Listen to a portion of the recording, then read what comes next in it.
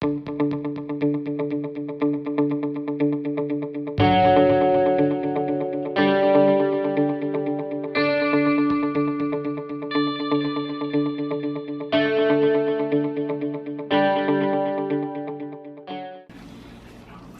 it's Dee with Teaquilts, and I'm here to do a requested video, and it's only going to be part one. I have been asked to show my sewing studio, and I really don't like showing my sewing studio completely because I have a very small house and I have a lot of things that have to stay out. So it's not one of those huge craft rooms where everything has a place. I actually work in organized chaos. So keep that in mind as you watch my presentation. Also, I tend to work on a lot of projects at one time, so I can't put everything up. I'm just not one of those people that have to work in something that's completely cleaned and completely organized. I need my stuff just slightly organized, and then everything has more of an area instead of a space. So that's how I function, and I hope that you are okay with that. So I'm on the outside door of my crafting room, but to my left here, I just want to show you what's outside hanging on my closet door. Outside of the guest closet, I have this stabilizer organizer, and I used to use this solely on its own when I first started. So you can see where I've got some other things in there. I might include some interfacing, some cording, various things are inside of these bags. So I made that long time ago. Those embroideries were part of a Husqvarna Viking pack. I can't remember what the name of it is. It's been so long ago. I actually did it with a sewing vac that sewed the Husqvarna sewing machines. And just ignore the yellow bag that's on the door. That's my small bag for donated items. And then I dump them into the larger bag that's in my garage when it gets full. So then over here, we now come up to the sign that's on my sewing room door, my studio door. And then I always hang something on the hook there that's colorful. So now it's a tote. Sometimes I'll have stockings during Christmas or little small wall hangings that are seasonal, but that's what I have up there today. And then down below on the knob, I have a Jackman's plastic bag which holds empty thread spools. Some people like to collect those to do things with, so I've just been collecting them, and then when people were asking for them, I just go ahead and donate them at that time. And then the other bag that's hanging on the door is a Jackman's bag that if you bring it into the store, they may have days where they give a discount. Anything that fits in your bag. So that's what that is. So let's open the door and go in.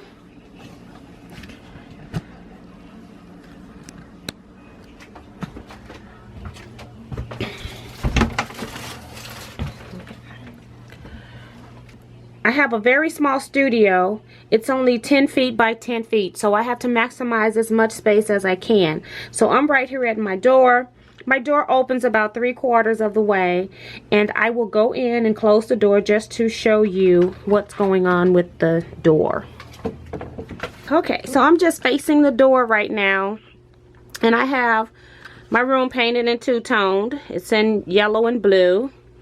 And I have another one of those embroidery stabilizers that are on the back door, and this one serves as the one that I use on a more frequent basis, and then I use the other ones to refill this one if I have the particular stabilizer that's indicated on the rail.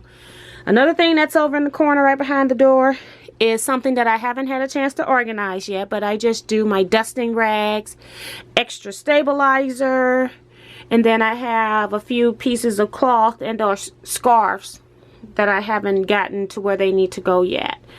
And then on the floor here, I have a large container, the white one, that's all of my fat quarter packs. And then the blue one has my batik scraps. And in here are those 2-inch squares that I've been using while I've been making current projects, so that's why it's still in my room. And then some napkins that I want to add some embroidery to, so those items are here. And then just storage, empty storage container from when I'm working on projects. And then this is my paper fabric that I made. I did a video on that as well. And then I got some additional storage containers, but I got batiks that need to go into the scrap bin. So whenever I remove everything on top, then I will toss those scraps into the bin. Now just angling back, this is my closet door, and I store in there package batting, mostly black hops 80/20 whenever I have a dark quilt. Otherwise, I tend to buy my batting by the roll, and I actually store that in my garage. I just have some shelves in there. I put them in those plastic mattress bags that you can get from your local hardware stores, and that's how I store my batting rolls to make sure I don't get bugs in it, but I do keep it outside in the garage. And in the closet, I also store my batiks, African, Asian, and striped fabrics. So they're in big plastic containers in there. And then I have these plastic storage units that I actually hate. The drawers are always collapsing, and as I was looking at them, I noticed that they are start to bow on the sides of the trays. So that's why they're not staying in the tracks like they should. So I am actually working on getting rid of those. But for right now, they're okay where they're sitting because they're on wheels and I can move them out whenever I want to go into the closet. And then on top, I just have some of my adhesive sprays, my lint rollers, stabilizer snaps, various things like that. And then over in that other blue tray is my current projects that I'm working on or want to work on. Got my stack and whack project over there. And then in that plastic container there are things that I buy that I'm giving friends for gifts. So I won't be zooming in on a lot of that. And then up here is some embroidery thread, and I'll probably do a whole entire video on the different threads that I use and why I use them. And then I added some of the 3M hooks so that I can hang my embroidery frames up on the outside of my entertainment system. So then on this wall at the bottom on the floor, that basket there is my line dancing equipment. I need to take my own speaker, cords, and things. So I have everything stored in that bag so I can just pick up and go. This is my two-toe bag that I use for when I'm going on sewing retreats or events. And I actually have a lot of these bags in different sizes. I also use them for traveling. So if you were wondering about the two-toe bags, I highly recommend them. And then on top of that is a quilt that I'm supposed to be repairing that I've had for about 3 years and haven't done. And then just an empty shoebox. I like to keep shoe boxes because they are a great source of working on my current works in progress. I can put something in there and travel with it and not lose anything. And I have a little shoe rack back here that I've got containers and fabric on that I haven't had a chance to clean up. So I'm just doing this video because it's requested. And then I have more embroidery thread on the wall there. And then a calendar up on the wall. My ribbons are held up on this ribbon rack. So the only other thing on this wall is the entertainment system. So I will just go the other way to show you.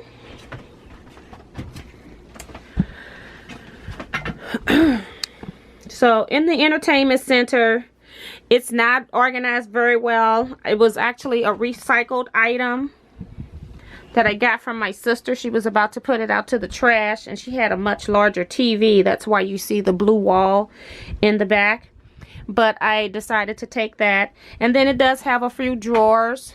I'm able to store some DVDs and VHS things in there. And then I have my Nintendo 64 gaming system, which I still like because I like some of the old games that were on there. So every once in a while I might play that.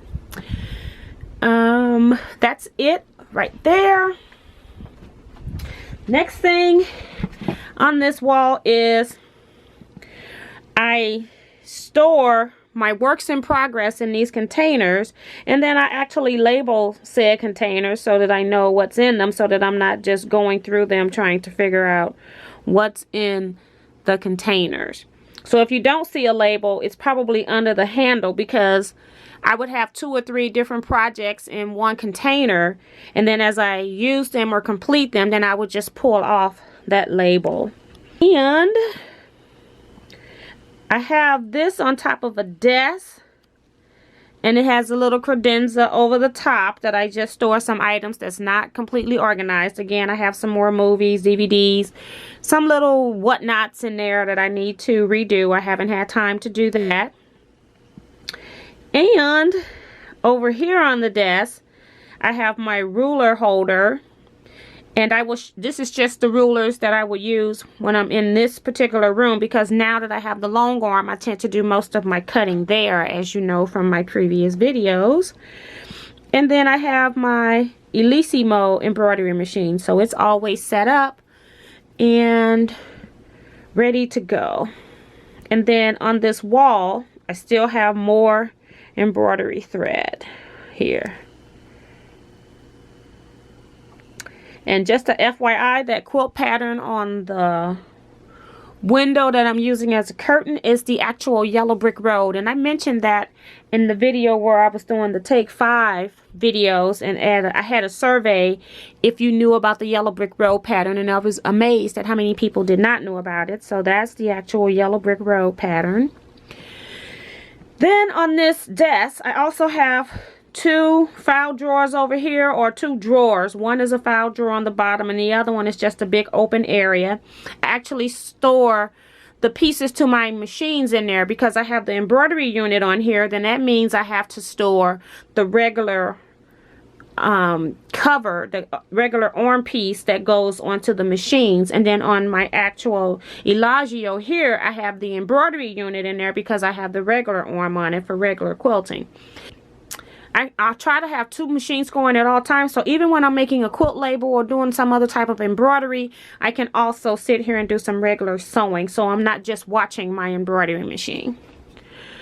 I have a little rolly cart underneath, and I have my needles and threads and rotary cutter blades, purse materials like my handles, snaps, things like that.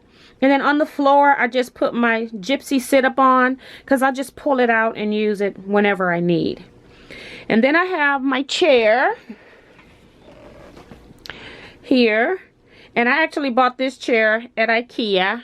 I am in search of the perfect chair. So right now this chair is doing me good, but I find that the hydraulics on the chair only last for so long, especially if you're a prolific user of it, then it doesn't last quite as long.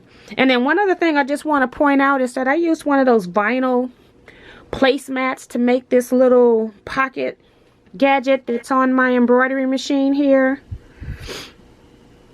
I just folded it up, fold the corners back to give it some contrast, and then just stitched the sides. And I like that for my embroidery threads because once I get a lot of them in there, since it's vinyl, it's just easy for it to come out.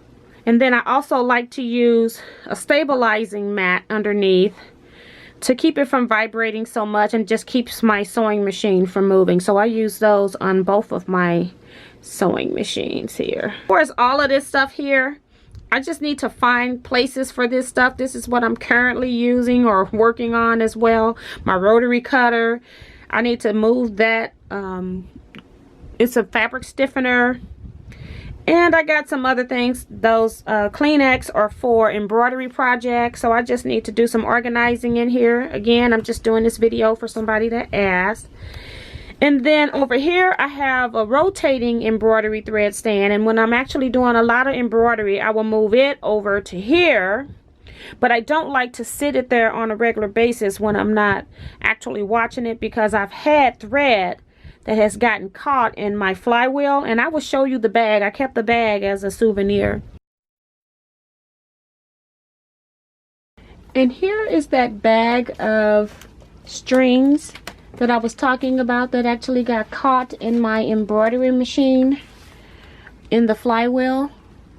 So I keep this as a reminder. I did not even know that the white thread was stuck in there. I noticed it when the yellow thread got stuck. So that was a lot of thread stuck inside of my flywheel. So I just like to keep that to show that it's important to keep thread tails away from your flywheel.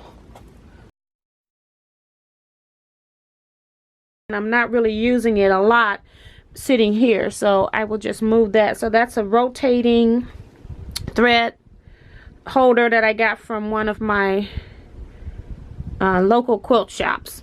And then in this bag is some half square triangles that I can use for sewing and chain on and off pieces with. And I keep a big pair of scissors out because I continue to have my thread snips in front of my sewing machine. And then under that in this tray is more half square triangles. And then these are the things that I can just chain on and off as I'm working as well. So this is how I get so many things done, because I always have something sitting next to my machine that I can chain on and off while I'm working on other projects. And then I have my two pin cushions here, one with glass head pins and the other one with flower head pins. And one I use as my trash bag for when I'm snipping threads, and then the other one I have just a few quilting supplies in. I have storage containers here. This one has most of my marking pens in. So I've got my Sharpie pens that are thick line and then my thin line Sharpies. This drawer has a few permanent fabric marking pens that are not Sharpie. And then I have regular pens and pencils in here. And then I have my quilting marking things like my chalks, my quilter's marking pencils, disappearing ink pens, the blue marking pens, all of those are stored there. And then on the other side is just some thread that I received from someone that was in this cute little container, so I just set it there because it was decorative. This hand quilting thread needs to get put up. I have push pins that need to get put up. And I also have on the back of this, but it's a quilter stencil marking spray. I haven't used it. I received it as a gift, so I haven't tried it yet. Then I've got my dust removers. And I will talk about dust removers in another video as well, because I want to do a follow-up to my Elagio machine not working. In this tray, I have some fabric strips that I'm not quite sure if I'm complete with. I think some of these might be needed for quilt tops that I have. So if I'm not sure whether I should be using something or not, I put it in this tray. And then I'll go through it maybe once a year and see if I still need it or something. And then just some miscellaneous papers and name badges, things that need to be filed or put up somewhere. Then in these containers here, I have my threads for regular machine quilting, and then I have scissors and fabric markers and pens. I have tape and bobbins, and then in the bottom one I have rulers. So I will just show you they're not organized again because I wasn't planning on doing this video, and I was asked about this a while ago, but I'm in the process of reorganizing stuff, so all of my stuff is actually a mess. So I have a lot of thread in here and it's full, so that's why I have a little surplus thing of thread up there, which I forgot to talk about, but we'll come back to that. So that's my thread. Then I have various marking pens and scissors. This is all of my bobbins for different sewing machines, or the ones that I'm not using on a regular daily basis. And then all of my tapes are in here. And I have my miscellaneous template rulers that I don't use on a daily basis stored in there. So here I have another little file cabinet that's on the side of my credenza, and this is where I have various things for cleaning the machines, my basic sewing notions. This here is some embroidery thread that's just temporarily placed here. I actually took it apart, took the hinges apart so it would lay flat. And I use this because I'm working on that Easter quilt that I showed you in a couple of previous videos. I did one on applique and one when I did the tulip marker review. I have 3 more blocks that I need to do the embroidery on. So I just use this because it's quicker than jumping up and down to get it off of my walls. But that's normally one that I use for traveling. Then I have this cutting desk here. And I do have one arm of it that I'm not using. You can cut and or iron on it. You can make your choice. But I just left one arm down because of my space. And then up here, these are my current projects that I'm working on that I just got back from retreat using. So I just set them there. This is some embroidery stabilizer that I use. So I just leave it here by the embroidery machine since it's on a bolt. And then just some other little oddball things that should be put up, but are not. And then in here, it's just storage of my lecture props. So anything that I make for my lectures, I try to keep them so that I don't have to keep remaking them every time I do a lecture. So it's just kind of a lot of stuff in there. Going around the room, I have a bulletin board that I just tend to put various inspirational items on. I have a bag of labels in this bag. So I have those labels that you can buy the yardage. So every once in a while I might reach in there and pull one out. Especially if I need a label really quick and I don't have time to machine embroider. Have a picture of my quilting friends when we went to Houston. And I have some various little whatnots, gifts I've received from people. Some buttons, and then some inspiration as well, things I don't want to forget that I want to do someday, not that they got to be done anytime soon. And then this is more of that rope that I had in my stabilizer that was in the bags that I had hanging. It's just the one that I had open. And then another little storage container. I tend to have a lot of my sewing machine related pieces in here so I can get to them really fast. And the Windex that shouldn't be in here, but it is. And let's see. On the bottom here, I have a container where I store my light scraps. And then the bottom one is a hodgepodge of stuff. It's some batting squares that I'm using for a long-term project. Some design walls, some of those little portable design walls. It's actually one of them sitting right there. So I just put as many of them in there. Any kind of covers you can put under sewing machines. And when I go on retreat, I just reach in and get one. And then another one of those plastic carts that are dysfunctional. It's actually in the corner and I can't even get to it. But the reason why I don't worry about it is because 80% of the shelves are collapsed anyway. So I'm not going to worry about that. Have this space back for my design wall. Also in here I buy heat and bond by the boat because when I use it, I use a lot. And then that's another one of those fabric design walls that are portable. I use this lint roller to clean my carpet before I do vacuuming just to get some of the threads up. And then these various cookie and popcorn tins is where I store my extra block pieces so I can come in here at any time and make a sampler quilt. And this bag is stuff that needs to be sorted into those cans. Over here is things that I'm working on as well in the top part of this cart. On the bottom is my stack and whack fabric. I want to make sure I don't use it. And then I keep a few of my books here. I've got applique projects and books. So if I want to take some handwork somewhere, I can do that. And then on the bottom is another work in progress that I'm working on as well. And then that is another project that fell off. And then in this box I have t-shirt quilts that I'm going to make. I've got t-shirts for St. Louis Cardinals and quilting t-shirts that I want to make a quilt with next. And my other t-shirts that I have, I just store in a plastic bag in my garage and just mark it what it is and why I have them. And I still... Let's see, I think I forgot about the floppy disk. My Elagio embroidery machine actually uses floppy disks, so I have recycled all of my old floppy disks so that if one goes bad, I'll have some way of running the machine, because if you don't have any floppy disks, which are not obsolete, you cannot run the machine. So the last thing is the design wall.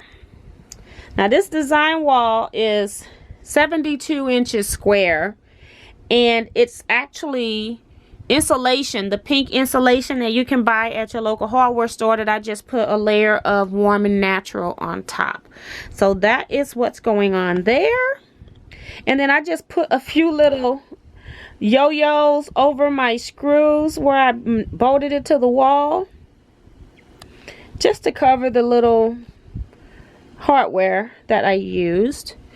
And then the only other thing is my little long arm apron. I used to belong to a club that was the Tin Lizzie Club, and we had aprons that we wore. So I just keep a little of my whatnots out. All the ribbons that you see, I have one. And then up on the top of this entertainment center, I have Mylar stored in this plastic container. So I save all old balloons and things like that that I can use for machine embroidery. I also have machine embroidery inside of that fabric bowl that I made. And then in this container with the green lid, those are pre-cut flower appliques from my Teaquilts Studio, so I can always just come in and make a flower or something if I need to. There's my surplus thread I was talking about earlier. In this middle row with the blue, that's a thread holder that I got from a friend. I haven't used it yet. And then those are fabric kits that are in that bag. And then there's another plastic unit behind it that's holding various fabric kits. And over here is just my odd size patterns that I need to go through and sort into something else, because as I said, I'm rearranging a lot of stuff. So it's just taking a lot of time, because when you fix one area, you mess up another one. So that's it for my sewing studio. I hope you enjoyed this view of my room. As I said, I have a very small house, very small room, so I have to make do with what I have. And that's about where it is at this point. So I'm not interested in moving to get more space, because my husband has one of those jobs that he can be laid off at any time, and he has been laid off about 5 times since we've, been married. And, we're able to pay our mortgage, and that's the main thing that's important for me. So I hope you enjoyed this tour. I hope you will come back and see part 2. I will show you my long arm area. Of course, this couldn't fit in this room, so I will show you my long arm area. But I am having to do some things. I have some other videos that I need to edit, so I am going to do that. And then I also gotta go cook dinner. So I will see you in my next video. Bye bye for now.